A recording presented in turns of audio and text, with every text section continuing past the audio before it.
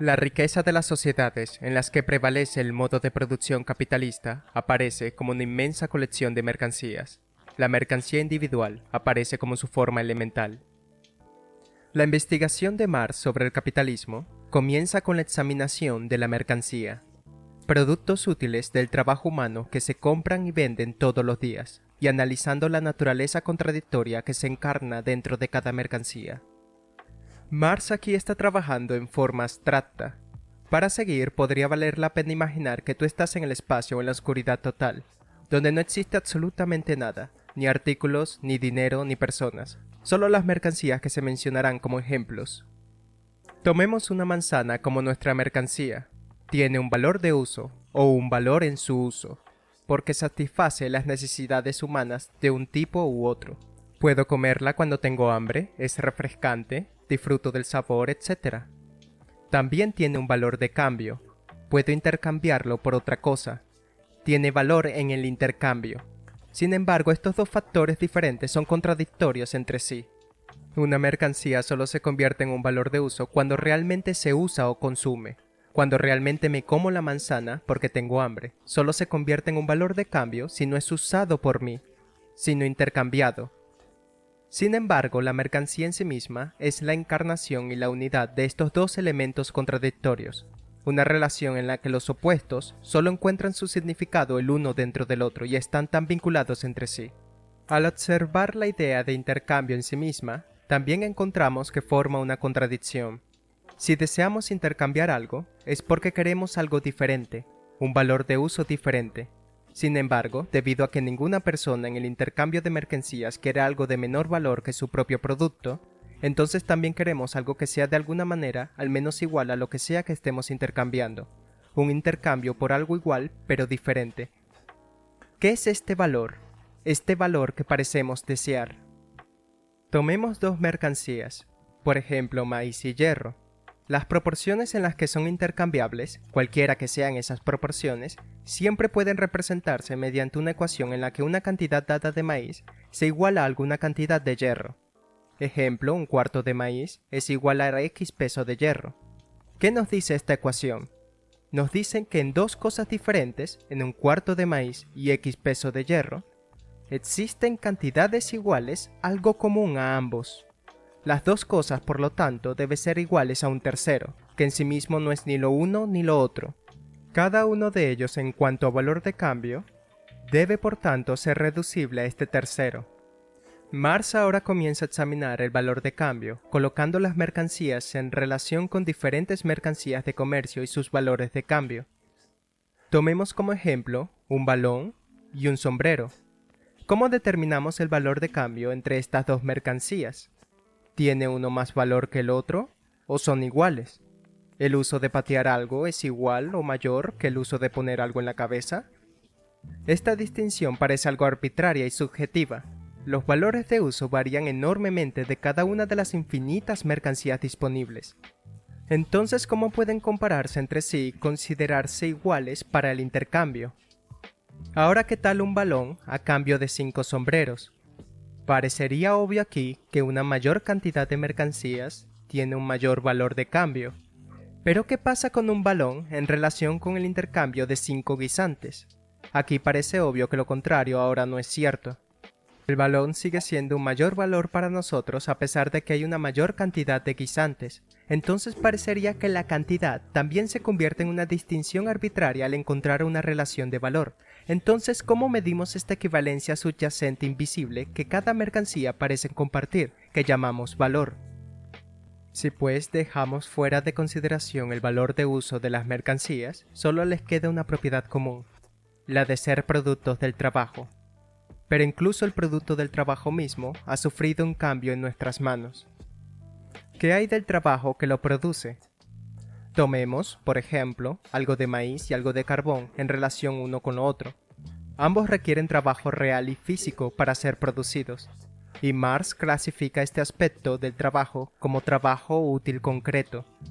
Sin embargo, este proceso del trabajo concreto de producir maíz y producir carbón nuevamente es muy diferente entre sí, y con una cantidad infinita de mercancías en el mundo y una cantidad infinita de procesos de trabajo concretos diferentes que suceden para producir estas mercancías, otra vez se vuelve imposible comparar e igualar los procesos del trabajo concreto.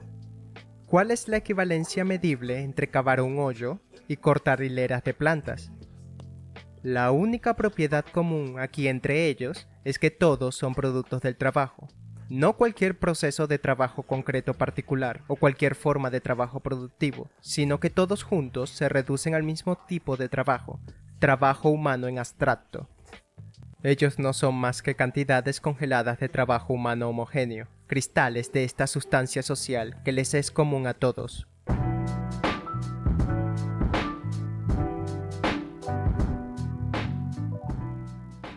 Para todas las diferentes variedades de valores de uso, corresponden tantas clases diferentes del trabajo útil, clasificados según el orden, género, especie y variedad a que pertenecen en la división social del trabajo.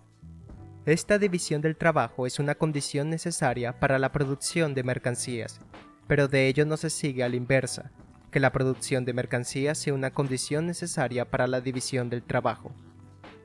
Los seres humanos realizan muchos tipos diferentes de trabajo útil, produciendo todo tipo de cosas y servicios. Marx analiza extensamente los diferentes ejemplos observables de trabajo útil en las fábricas textiles de su tiempo. Personas que tejen hilo de lino para una tela de lino, o el trabajo útil diferente de sastrería, corte y costura de la tela de lino para abrigos de lino. Los ejemplos del mundo real son innumerables, desde plantar zanahorias hasta escribir código, extraer carbón, fabricar muebles con madera, etcétera, etcétera. Los seres humanos descubrieron muchos tipos de trabajo útil mucho antes del capitalismo, y siempre ha habido una división social del trabajo, donde algunas personas realizan algunos tipos de trabajo útil y otras personas realizan otros. Marx afirma que el trabajo humano media el metabolismo entre el hombre y la naturaleza. Sin embargo, Marx argumenta que es solo dentro del capitalismo que estas diversas cantidades de valores de uso, producidas por diversas formas de trabajo útil, han tomado la forma de mercancías, como cosas vendidas a otros. Él vuelve a este argumento con mucho más detalle en un capítulo posterior. Así como por lo tanto, al considerar el abrigo y el lino como valores, hacemos abstracción de sus diferentes valores de uso, lo mismo ocurre con el trabajo representado por esos valores. Ignoramos la diferencia entre sus formas útiles, tejido y sastrería, así como los valores de uso, abrigo y lino, son combinaciones de actividades productivas especiales con tela e hilo, mientras que los valores, abrigo y lino, son por otro lado meras congelaciones homogéneas del trabajo indiferenciado. Así, el trabajo encarnado en estos últimos valores no cuenta en virtud de su relación productiva con la tela y el hilo, sino solo como gasto de la fuerza de trabajo humana. En la sección anterior, Marx introdujo el concepto de trabajo abstracto, trabajo que se abstrae de sus diversas formas de trabajo útil, definido como el simple gasto de fuerza de trabajo humana. Es la fuerza de trabajo simple y el trabajo promedio simple que puede realizar cualquier persona común. Y es este trabajo abstracto el que le da valor a una mercancía. Pero ¿cómo se mide esta cantidad de trabajo abstracto? Algunas personas podrían pensar que si el valor de una mercancía está determinado por la cantidad de trabajo gastado en ella, cuanto más ocioso e inexperto sea el trabajador, más valiosa será su mercancía, porque requerirá más tiempo para producirla. El trabajo, sin embargo, que forma la sustancia del valor, es trabajo humano homogéneo, gasto de una fuerza de trabajo uniforme. La fuerza de trabajo total de la sociedad, que está incorporada en la suma total de los valores de todas las mercancías producidas por esa sociedad. Cuenta aquí como una masa homogénea de fuerza de trabajo humano, aunque compuesta de innumerables unidades individuales. Cada una de estas unidades es igual a cualquier otra en cuanto tiene el carácter de fuerza de trabajo medio de la sociedad, y actúa como tal, es decir, en la medida en que requiere para producir una mercancía, no más tiempo del que se necesita en promedio, no más del que es socialmente necesario.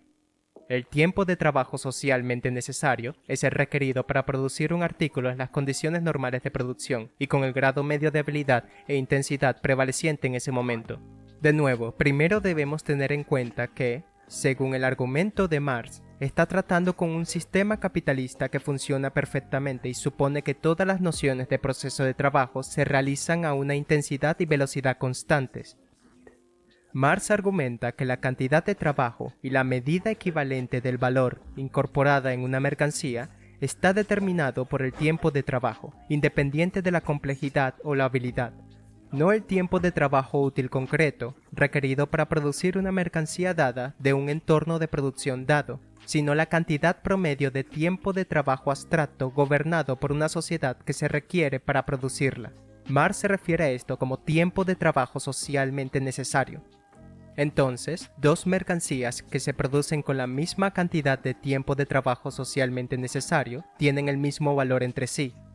Si la cantidad total de tiempo del trabajo abstracto en una sociedad determinada para producir un balón es también la misma cantidad de tiempo para producir una gorra o incluso un guisante, sus valores son todos iguales. Por un lado, todo trabajo es, hablando fisiológicamente, un gasto de fuerza de trabajo humano, y en su carácter de trabajo humano abstracto idéntico, crea y forma el valor de las mercancías. Por otra parte, todo trabajo es el gasto de la fuerza de trabajo humano en una forma especial y con un fin definido, y en este, su carácter de trabajo útil concreto, produce valores de uso. El trabajo útil determina la producción real. El trabajo abstracto y su tiempo socialmente necesario determina el valor de trabajo incorporado en la mercancía. Marx también señala la distinción entre trabajo simple y trabajo complejo o calificado, pero argumenta que el trabajo más complejo cuenta solo como trabajo simple intensificado o más bien multiplicado, de modo que una cantidad menor de trabajo complejo se considera igual a una cantidad mayor de trabajo simple. Marx vuelve brevemente su atención aquí a la productividad. Si imaginamos por un momento el proceso de producción del trabajo útil y lo midiéramos por su productividad, o su producción de mercancías por hora. Ahora bien, si por ejemplo introdujéramos alguna máquina nueva que redujera a la mitad la cantidad de tiempo para producir esa mercancía, duplicando la productividad del trabajo, también habríamos reducido a la mitad el valor de cada mercancía. Marx volverá a este argumento con mayor extensión a lo largo del libro.